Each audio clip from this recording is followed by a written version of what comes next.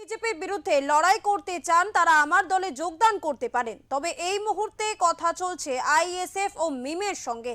বৃহস্পতিবার সাংবাদিক বৈঠক করে কোনো দলের সঙ্গে জোট করবেন সেই বিষয়ে সাফ জানালেন হুমায়ুন কবির। দেখুন, এটা প্রাথমিক পর্যায়ে আছে। সব থেকে যদি অগ্রগতির কথা বলেন তাহলে আইএসএফ এর সঙ্গে কথা চলছে এবং সম্ভাবনা প্রবল যে কে আসবে কে আসবে না তা আমার তাদের বিষয়। আমি আমার সবার জন্য দরজা খোলা আছে, তবে সেটা একটা সময় বেঁধে দেওয়া হবে। তার মধ্যে যদি কেউ আগ্রহ দেখায়, আমি তো সবসময় আগ্রহ দেখাচ্ছি, একতরফা তো কিছু হয় না।